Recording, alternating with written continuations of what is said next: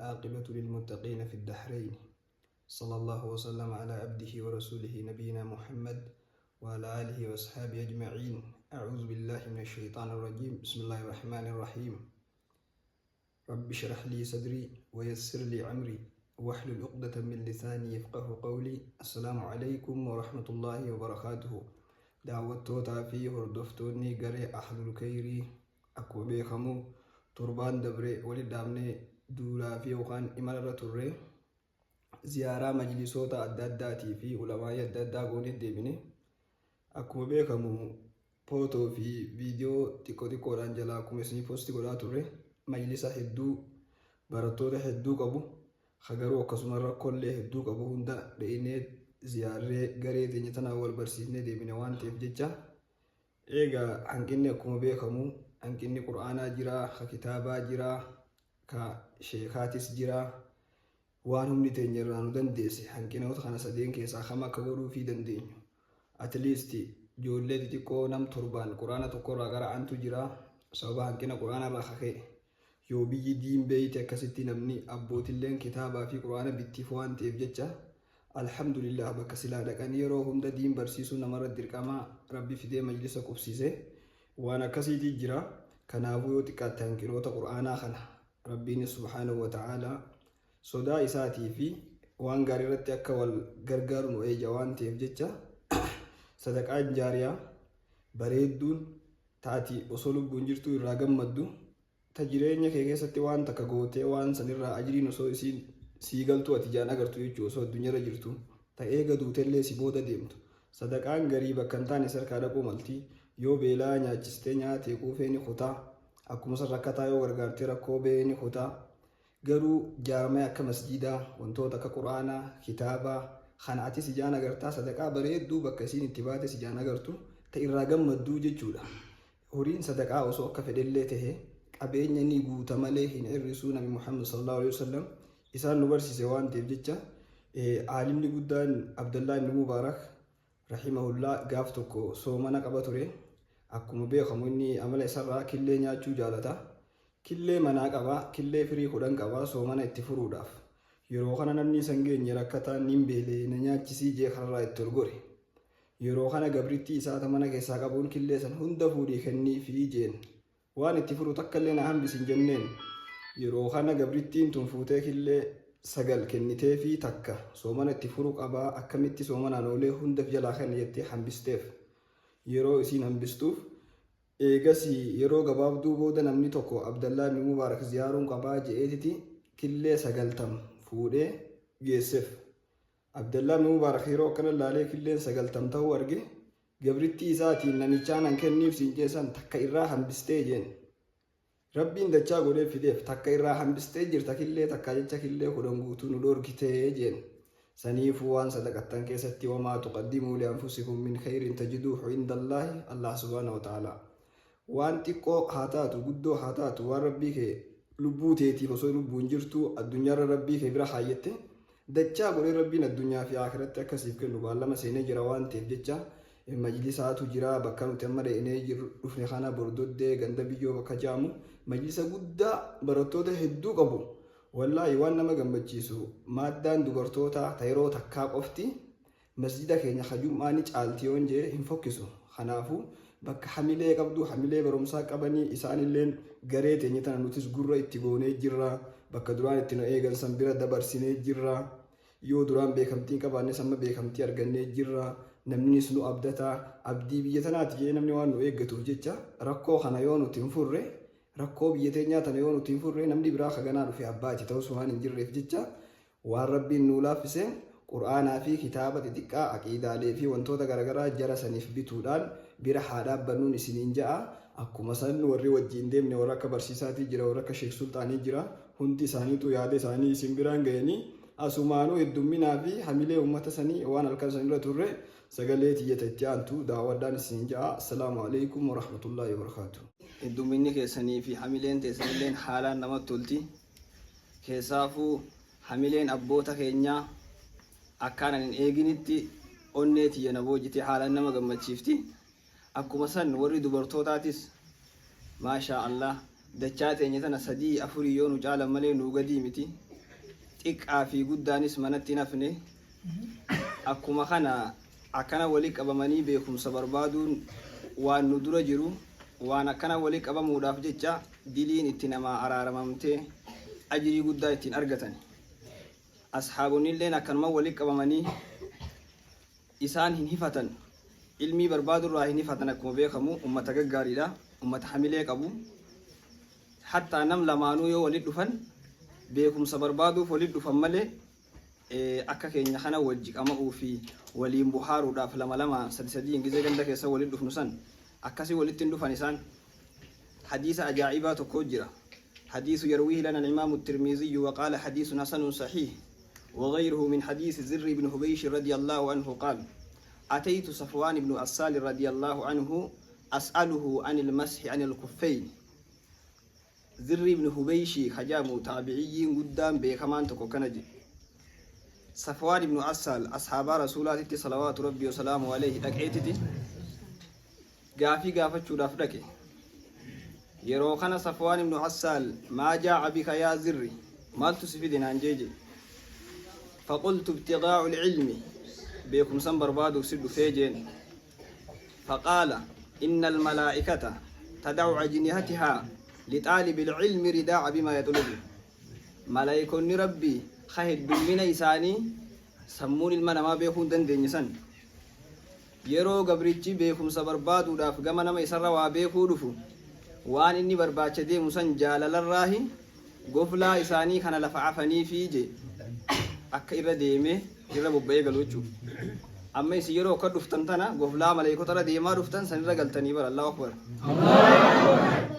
kanaafu sababa kanaanis dilii gabrichi sun qabu rabbiin isarraa haqa kanaafu waan qur'aanni ta'ee fi waan beekumsi ta'e sheeyni keenya ustaazni keenya galgalarraa qabee waan hambisen qabu akkuma san akkaataa guddisa ilmaaniitii fi barsiisa isaaniitillee obboleessi keenya barsiisaan jazaakallahu khairan jennaani sirritti ibse kanaafu akkamitti warri ammaan duraa sun baratan hajaamu waa xiqqoo seenaa a'immaalee wajjiin laalla a'immaalee gurguddoo warra akka imaamu Ahmad ibn Hanbal warra akka imaamu Maalik imaam Abu Haniifaa imaamu Shaafi'ii rahmatullahi alayhim ajma'iin jara kana waa xiqqoo gaggabaabsinee laalla jarri kun jara beekumsi isaanii ilaa hanga har'aatitti amma boodas beekumsi isaanii addunyaa tana guutuu ajaa'ibsiisu jiru laata qabeenya qaban qabeenya guddaadha qabanii sanirra dhaabbatanii beekumsa san argachuu danda'ammoo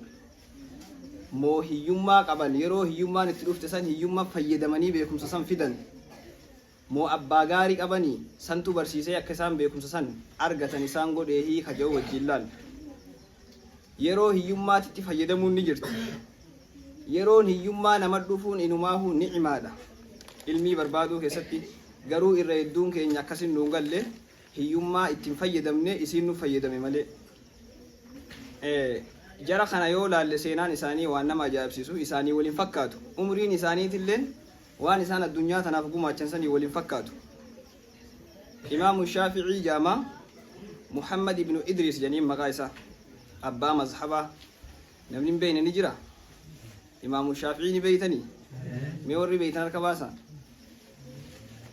in sodaatina kaameraan isin irra jirtu maasha Allah namni hedduun hin beeku jechuudha abbaa mazhabaa Shaafi'iyyaa hajamu kana Muhammad ibn Idris janiin biyya Gazzaatitti dhalate Gazzaa Falastiin haati isaa Faaximaa jedhamti akkuma beekamu Gazzaan durirraa qabee hanga ammaatitti hanqina ulamaa'ii waan qabduuf jecha ilmi kiyya kun ulamaa'ii jalatti afaan naaf baruu qabaa jetteetiti achirraa duyda fe'attee yeroo inni xiqqaatitti kiiloomeetira 1,500 Makkatal Mukarramaa geessite duyda fe'attee kiiloomeetira 1,500 hanga Makkaatitti deemtee achi geessite abbaan isaa isa qofa dhalee du'e inni abbaa isaa argeetu hin beeku yeroo kana dheeyxee sarraatanyaa mana namaa keessa itti hojjechuu eegalte isa barsiisuudhaaf akka gaa amma shamarri teenya biyya Arabaa dheeyxee ni jiraami mana namaa keessa waa hedduu dalaganii bara jireenyi fi fooyyessuudhaaf mana faa jaarrachuudhaaf Itoophiyaatti isiin garuu ilma tokkicha kana barsiisuuf qabeenya fi waan qabdu keessaa baatee sarraatanyaa dalaguu eegalte. Yeroo kana mucaan ama 8 yeroo gahu qur'aana rabbii akka samii bu'etti hafazee jira. Ulamaa'ii biyya Makkaa keessa jirturraa ilmi isaa walitti qabatee jira. Kitaaba gurguddaa dabree jira. Yeroo kana daftara bituu fi kitaaba bituun dirqama irratti qabeenya irraa waa takka hin qabduu jee haati tiyya. Seenaa tana namni biraas hin odeessine isumaa barreeffate. Yeroo kana galeetitiin haadha tiyya boo'ee jee amma waan hin daftaraan bitadhu dhabe. Qarshiin yeroo santi daftaraa fi borsaan itti bittu humna isiitii oolte. Yeroo kana asin na eegi jettee deemtee qeeraa bakka gaalaa fi horii fi waan galan itti darban achi dhayxee lafee gaalaa fuutee babal'oo ableen qortee wal qixxeessite asirra barreeffadhu anaa fi atis akkatti nafnu gaafa tokko ni duroomnaa jetteen. Yeroo ilmaan namaa daftara borsa guurratanii deeman borsaa babbareedaa bitatanii angaruu lafee asirra haaddeetiin deemaa jee mana barumsaatitti. Yeroon sheeka jala dhaqee lafee tanarra barreessu lafeen na jalaa guuttii jee galeetitiin sanduuqa tokkootu mana keenya keessa jira. Achi darbaa jee hattaa mala'atil jurra bil azmi hanga sanduuqa san lafeen guuttee lafumtinuu mana guuttee bakka bulan isaan kuttutti. Yeroo kana amata 10tti yeroo inni ol dhihaatu amas 9 fi wayitti ulamaa'ii Makka keessa jirturraa ilmi isaa fixee jira. Mucaan amma ilkee cabsu jiru. Abbaa takkaan agarree beeki seenaa haadhaa himu jirra. Ulamaa'iin akkijaan wara'a min kulli rajuli aziiman imra'ati aziimaa jaan. Dhiira gurguddoo addunyaa tana beekumsaan tahuu qabeenyaan tahuu waan dandeessuun fayyadde hunda dubartii jabduutu duuba jiraa jaan. Yeroo kana achirraa naggaadee karaa yaatutti kennitee biyya hijiraa Madiinaa Rasuulaa salawaatu rabbii wasalaamu alayhi achi naageessadhaa jetteeni eenyutti ergite? Imaamu Maalik ibnu Anas imaamu Daarul Hijraa wa imaamu Masjidi Nabiyyi salawaatu rabbii wasalaamu alayhi isa jala naaf geessadhaa jettee ergite naggaadee karaa yaatu wajjin. Ifiyoon ifi jala achi dhayxe hojiin akka isiin asii hojjettee ilma isii barsiiftuu sun hin jiru. Haati tiyya qabeenyan qabduu jee gaafa mana ergitu kana qiixxaa firii 16 fi zayitii soogiddaa wajjin guduunfitee naaf sinqii gootee jee jidduu tana. Naggaadee yeroo yaatu waliin haasaa yaati jee karaa kana. Inni quraana hafazee waan deemuuf jecha guyyaa 13 yaanee jee quraana jidduu tanatti yeroo 12 kattamee jee. Yeroo imaamu Maalik bira dhufu imaamu Maalik jechuu yeroo sanitti sheeka sheekaniiti. Ulamaa'iin ardii addunyaa tana bakka adda addaatirraa bira dhufanii irraa qaraan abbaa mazhaba lammaffaati. Yeroo kana dhufee imaamu Shaafi'iin da'awaa godhuu eegale ummata kana keessatti ol ka'e ulamaa'ii gurguddoo tana keessatti ol ka'e. Yeroo kana imaamu Maalik argee mucaa jeen hottu jeen oggoo dhufu eenyu maqaan kee? Muhammad bin Idris. Eessaa dhufte? Makka. Eenyu si erge? Ummaatiyyaa jeen. Maaliif si ergite jennaan kitaaba keessan haa qara'uuf na ergite jeen. Ijoollee xixiqqoo ilkeen cabsin gaata deemtu namaatu waraqarra barreessee dura qabee aliif baa jee qaraa isaami. Nama kitaaba akkasii si dubbisu fidattee hii jeendu. An kitaaba kee jalqabumaa hafazeetiin dhufee jee waan ati keessa. Yeroo kana imaamu Maalik akka laalee rifateetiti faqaala yaa gulaam inni araa fiika nuuran falaa tutficuhu bilmaas. Nuura tokkoon si keessatti arga hadaraa badii daleguudhaan nuura san hin dhaamsinii jeen. Gabaasa isaa kabiraa keessatti yoo namni nama ta'e mucaa kanaan nama tahaa jeen. Kami jaanii gaama ulamaa'onni daa'imni xiqqaanarra dhufee sheeyni akka nurra dhaadu kun kami jaanii gaama wal gaafatan. Jidduu tana dubbiin hikmaa takka taate. Nama tokkootu haadha mana isaatiin akkuma qoosaatitti osoo dubbatu yoo ji'arra bareedde ansi hiikeetiin jiraa jeen. Yoo ji'arran bareedne nikaan kee ammoo hin hiikamnee jeen. Yeroo kana dubbiin tun nama dibdee imaama bira geessan imaamu Maalik bira geessan. Nama tokkootitu haadha mana isaatiin yoo ji'arra bareedde si hiikeetiin jiraa. Yoo irran bareedne nikaan kee hin hiikamnee jeeni hiikamte moo akkamii jennaan. Imaamu Maalik fatwaan inni yeroo san kenneef haati mana isaa ji'arra abadan hin bareeddu hin hiikamnee jeen nikaan. Yeroo kana imaamu Shaafi'iin isarraa qara'u jira. Duubaan murtii addaa takka kenne. An hiikameen ja'aa jeen akkamitti jennaan الله سبحانه وتعالى جاء في أرجي أدو لغا قدس قرآن كيست التلين كخته قالوا لقد خلقنا الإنسان في أحسن تقوين هنجنة المنا ما كان رقم بريتشني حالك أجيل الرتي إسا أمنجي وهند الرادتي بريدنا المنا ما هندبنه هذا من إساتي تجي الربريدا هي خميج راجين خان يرو دفن شيخ أتكنا جتي براتان كيتو كسدوبان حكمي أكنا كني أكم جتا جنان إمام مالك مالجي أخطأت وأصحاب الشافعي أن رقم دوغوريت جرا شافعين حقا قلنا ميجراجي شيخا براتا إساتي بكا كنو اللي يروسان قفا قرمالي زمان خننجرو نمسر روابي كتوكون مرتيب إسان فالا اتفنان خلاص يوكا مجلس را أريامو جرانا تقبدو يوكا سوشال ميديا را تاتي چنغافي غافتي بلوك يرغد كنافو إيغا إني بردو فيجان إمام مالك بكا حكميتي في بكا والغيتي في بكا علماءين اتسا يامتي هندا مجاخنا إرغاجان حكما جايبا كوا مجا أبا ملي قدتي حالا سنين غطائي كتاب إساخ إني قويا صديقي سكاي أرى أمتا ميك أنا مني قرأ شرحي إساتو كيشافوني لغا خنانين بانوتي دبي سوري سيارة كتاب إني قويا صديقي كاي غوغر بريسي سنو غوغر بريفتي دي كتاب ورقان هنجر توقع ما خنا hanga gogaa kanarra barreeffamni isaa goggoguu ulee asirra kaatee harraage sirraa'ee gabira taa'e haala sanii mujallada meeqaatan barreessee kitaabni isaa hanga ammaa addunyaarra jira akkuma san imaamu Ahmad ibn Hanbal haati isa dhalte Safiyaa bintu Maymuun jamti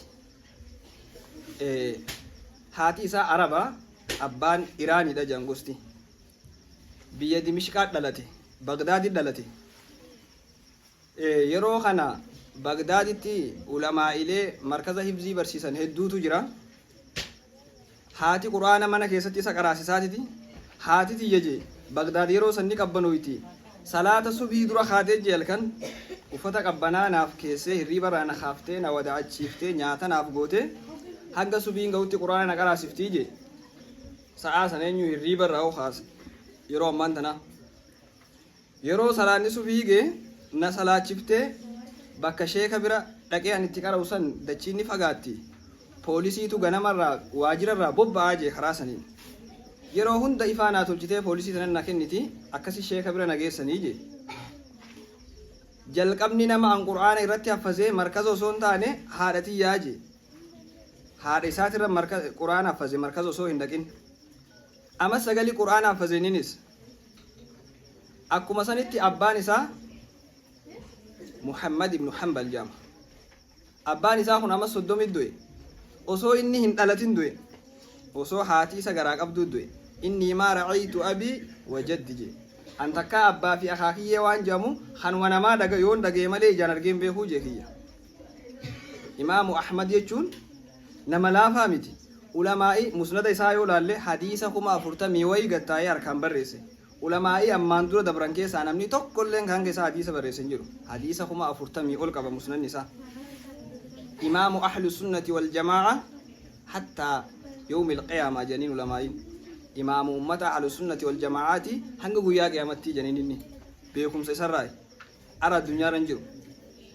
kana inni illee akkuma sanii rakkate haati isaa boodarra qabeenya waan abbaan dhiise fiidu itti gurgurtee osoo kitaaba isaaf bittu boodarra dachii qabdu ifirra gurguruu eegalte dachii gurgurtee kitaaba bittiif nuti arra dachii gurgurree baajaaj faa yoo ijoollee binne malee kitaaba ni binna israaf hin jennu ni jennaamaa sodaattan oggoo kana dachii na gurgurtee kitaaba naa bittee lakkuma jireenyi qaalaa deemu kitaaba gurguddaan isii gaafadhuun waan gootu wallaaltee warqii bareedduu gurarraa qabdii je warqii tana baaftee gurgurtee kitaabaan naaf bittee je akkuma beekamu musnada isaa walumaa galatti ilmii inni addunyaa tanarra dhiisee deeme waan ajaa'ibaati waan hedduu nama ajaa'ibsiisu akkuma sanitti a'immaaleen ammaan duraa sun guutuun qabeenya guddaa fayyadamaniitii beekumsa san ka fidan abbaa gaarii qabaataniitii miti hunoo abbaa hin agarre jechuu jirra imaamul Bukhaarii fakkeenya fudhu imaamul Bukhaariin sahiin isaa ka addunyaarra jiru sahih Bukhaarii jedhame ulamaa'iin akki jedhan kitaabni qulqulluun eega qur'aana rabbiiti kitaaba bukaariiti janka dogoggora tokkorraa bilisa ta'e addunyaa yeroo ammaan tanaa jiru eega qur'aana rabbiiti itti aanee kitaaba bukaariiti jan wanni rabbiin akkasi kitaaba isaa dogoggorarraa bilisa godheef ganama isaatiif fayyadame bukaarii jechuun nama seenaa qabu dhalatee naannoo waggaa 4 fi 5 osoo hin caalin ija lamaanuu dhabe akka seenaan jirutti wanni akka jinni irra baateeti ija isaa lamaanuu dhabe yeroo kana haati abbaan isaa yeroo saniin naggaadee jaba ture lubbuun jira haati waan gootu dhabdee ulamaa'ii bira deeyxii du'aa itti goosiftii irraa sadaqatti halkan guutuu leeyilii dhaabbattee boochii guyyaa bakka ulamaa'ii taanii taan bira deeyxee boochee du'aa itti naa godhaa jettiin yeroo kana kamaa fil bidaayati wan nihaaya gaafa kaan nabi ibraahiim alayhi salaam manaamaan itti dhufe isii raftu manaamaan du'aayin teessii qeebalamtee jirti ilmi keessii fayyee jiraa jeen ganama yeroo fiidee kaatee irriibarraa uffata fuularraa bantee laaltu ijji bukaarii lachuu banamteefi jirti yeroo kana mucaa kana guyyuma san fuutee sheeka bira geessite waggaa 13 yeroo ga'u qur'aana rabbii akka samii bu'etti hafaze hifzii suuraa hangana aayaa hangana jee namni daa'iin tokko tokko lakkoofsaanii mukana nuti nama muraasa beena dura bukaarii fide hifzii bukaarii janiin hadiisa lakkoofsaa wajjin himu qur'aana suuraa aayaa lakkoofsaa wajjin himu yeroo sanitti qur'aanni yoo mataan bade osoo harfii takka waliin dabarsine osoo lugaan dogoggore namni barreessuu ni danda'a namni kun jee addunyaan itti amantuu bukaarii ture yeroo ama 13 ga'u hadiisa rasuulaa sallallahu alaihi wasallam hadiisa 70 sanadaa waliin hafazee jira hadiisa 70 miti hadiisa 7 sammuratti hafazne jira har'a ama 13tti hafaze ama 16tti kitaaba isaa sahih bukaarii kajamu kana khaaye kitaaba irra amata hangasitti inni khaaye kana nama amata meeqaatitu isa qara umriin inni itti kitaaba kana khaaye fi umriin har'a namni itti kitaaba isaa qara'u hasanuu sammuu isaa hedduun faamne kitaaba isaa nama dhugas sammuun cimtuu qofaatu sunnaa rasuulaa namni akka isaa khaaye hin jiru ulamaa'ii keessaa sunnaa rasuulaa akka isaa beeku hin jiru irraa fayyadama kitaaba ajaa'ibaati ka dogoggorarraa bilisaa mucaa xiqqaa khaaye ama 18tti fatwaan isaa hayyamamte ama 62 waan hangas hin caalle addunyaa tanarra jiraatee deeme kitaabni isaa irra addunyaarra jiru hanga guyyaa qiyaamatti kasraa baduu miti akkuma san sheekul islaam ibn taymiyaa rahimahullah sheekul islaam ibn taymiyaanis akkuma san dhalatee gaafa ama 13 ga'u aalima mucaan kun yatiima abbaa malee haati guddifte ama 13tti inni faan yahudaa da'awaa itti godhee gama islaamummaa fiduu ture yahudaa ummata jallaa akkasi rabbiin quraana keessatti hoggumee qeera deebi'ee dubbatu san gama islaamummaa fiduu ture ama 25 kitaaba khaaye ama 65 yookaan 67 akka gabaasni gadi jirutti khayna sira jiraatee du'e manan jaarranne haadha manaan fuune osoo ilmii barbaadu akkasitti addunyaa laalee kitaabni irra seenaa isaa dubbatu kitaaba 3 olii addunyaarra jira kitaabni seenaa isaa barreessan qofti kitaaba 3 olii addunyaa tanarra jira ilma asirratti hambiseen deemne garuu seenaa ta ilmaa caaltu kitaaba 3 ol keessatti namni addunyaan tun dubbattu qaliila addunyuma tanarraa namni dhufe kanaafu beekumsa barbaaduun qabeenya fayyadamaniitii miti aangoo fayyadamaniitii miti argamtu yeroo rakkinaa namni yeroo rakkinaa tana fayyadamee beekumsa san hin barbaadee irran gayin ganama isaa kan tolfatin gaafa rabbi qabeenya na kenneen baradha gaafa rabbiin humna yookaan rakkina kana keessaa na baasen baradhaa wanni jaamu hin jirtu imaamul bukaariin akkana jee namni osoo guyyaa tokkos hin beelayin guyyaa tokkos osoo hin dheebotin ilmiin barbaada jee deemu manaa bee fayyaan qabuu jee inni osoo qabeenya qabduu jee yoo rabbiin qabeenya si kennes qabeenya sanirraa lubbuu ta'e qabii beela akkasi baradhuu jee muka nyaatuu ture muka doktora biratti hoggumee gadi deebi'ee ati hanga muka baala mukaa kan nyaattu kana dhiiftu lubbuun nagaa ta'uu hin dandeessuu jeen lammaffaa sitti deebi'e baala mukaa dhiisisiin jee maaliifin si dadhabee doktorii jennaan abadan hanga lubbuun na keessa jirtu baala mukaa kana dhiisee hadiisa rasuulaa dhiisee mana galurra hanga lubbuun tijjina keessaa baatu baala mukaa nyaatatu maqaraa na keessaa baatu malee hin dhiisuu jeen doktor dura dhaabbate nama akkasiiti kanaafu wanni asirra seenaa tana hunda dubbadheef keessattuu dubartoonni keenya ulamaa'iin akki jedhan idhaa aratta an tacrifa mustaqbala shacbin fanzur maazaa yacmaluuna nisaa'uhum hawaasa ganda tokkoo biyya takka dhuftee fuuldurri ummata kanaa haramit deemu jira ajeellomoo jallina deemu jira jechuu laaluu yoo barbaadde jee Hasan al-Basrii dubartootuma isaanii waan isaan dalagu jiran laalii jee tasanii isin dhibdu. Kanaafuu dubartiin jalqaba nama gabbahee islaamummaa fudhateeti jalqabni nama gabbahee islaamummaa keessa shahidee dubartiidha. Khadija Sumayya yoo seenaa beeytan dubartii dura gabbee islaamummaa fudhate ta dura gabbaatee karaa rabbii keessa wareegamte illee dubartiidha. Arranuutu bakka san gadhiise malee. Kanaafuu bakki teenya ta rabbiin irra nu uume sun qur'aanaan sadarkaan teenya gaafsan akkasitti ol fuudhamte dhugaan abbaan bira hin jirre osota arshii buutellee taate bakkuma san teessi. Qur'aanni abbaa if biraa dhabee bakkuma rabbii itti buuse taa'uu jiran garra. Garuu khataa'es lubbuu isaatiifi khatattaafates lubbuu isaatiifi gadi yoo kaanee da'awaa goone yookaan waa barsiifne sababa keenya akka diin sun babal'atetti ilaalillee bakka guddaa fi kennuu hin qabnu. Limaaza amriin diintun jee nabiin sallallahu alaihi wasallam ganaa dhaga huuteessi jee maa balaga leeyli wan nahaar bakka aduun guyya tokko irratti ifte ta dukkanti halkanii irra dhufte jechuun addunyaa tana guutuu jechuudha. Gana bakka hunda wal ga'u taa'aa jee osoma namni isa jibbu. Falastiin keessatti muslimtootaa fi daa'imman badii takkaan malee nama 22 oliitu du'e. Garuu dachaa sanii nama 42 oliitu Faransi magaalaa Paaris qofa keessatti islaamummaa fudhate.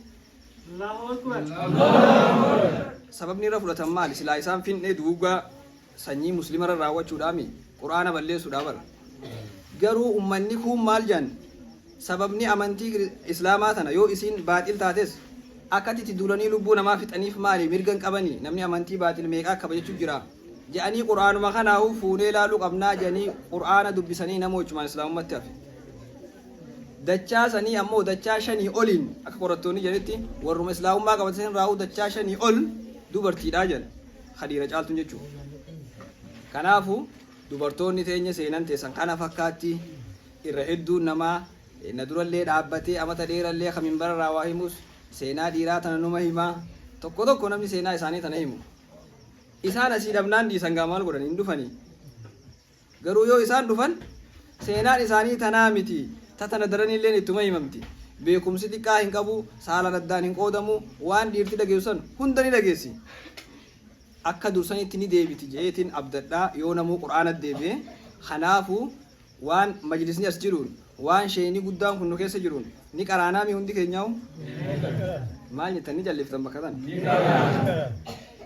ni qaraana jaaga umal sodaatte abboota jeelaa ijoolleen jalliftee abboota keenya gurguddaa kana jajjaboore isaan ammallee namni ka gammoojjii kana jajjabaadha duraanu habaddaa kana barra nuutu jajjaba fudhate malee kun barra qabbana ganama subii ol ka'ee biddilimsi jala masjida dhaquun tolu ka'eetiti qursii hulbata nyaata nuti aanan oowwadu inamo jajjabaadha qabbanallee hin dhaga'u namni asii. Saniifuu diin keenya seenaan isaa tana fakkaatti akka itti irra dhufelleen tana fakkaatti ulamaa'iin diin salafa asaabota nabi Muhammad irraa sallallahu alaihi wasallam fuudhanii nuti dabarsan sun seenaan isaanii akkana fakkaata guutuu yoo irra deebinee haafne nama haadha hin qabne ha abbaa hin qabne qofa. Kanaafuu yeroon itti fayyadamuu qabnu yeroo tana yeroo teenyatti haa fayyadamnu ganama keenyatti haa fayyadamnu barumsi umriidhaan hin dabru nabi Muhammad sallallahu alaihi wasallam ka ergame amata 40 olitti ashaabonni gurguddoon sun bar amata 35 40 ol dabraniiti shabaaba jedhaman garuu. Kanaafuu barumsi umriidhaan hin dabru hanga lubbuun teesse keessa jirtu namni quraana qara'ee fahamii isaa beeku hanga fedhe yoo dulloome amma 120 jiraates aqliin isaa nagaya qabdi. Kana wanni beekuu qabu. Aqliin isaa if wallaalee ati keenyuuti ilma isaatiin oggu 100 takka jechuu san hin qabu abadan. Kanaafuu quraana keenya lafaa haa kaafnu isin jechuu barbaada. Tokkummaa tan rabbi isinirratti haa dhiisu. Akkuma har'a asii walii qabamtanitti jannata rahmaan furdoosa laalaa keessatti rabbii walitti isinaa qabu. Warra akkanumatti gaaddisa arshii jala wajjin taa'eera rabbii isinaa taa'isu. Shabaaba kanas shabaaba akkanuma wal qabatee gaaddisa arshii jala illee wajjin taa'u rabbii haa taa'isu. dubartoota teenyallee hunda isaanii rabbii wajjumaan jannata firdawsa la'aa rabbii nu galchu hunda isaanii akka Khadijaa fi Aishaa san rabbii nu taasisu cufa keenyaa hoo karaa qajeeluu rabbii nu qabsiisu beekumsa barbaadu rabbii nu laaffisu warra quraana barachuu jirus quraana rabbii isin laaffisu ka hadiisa jirus cufa keessanuu rabbiin isin laaffisu ma'anaa matnii fi fahamii isaa rabbiin isin kennu wa akhiru da'waana alhamdulillah assalamu alaykum wa rahmatullahi wa barakatuh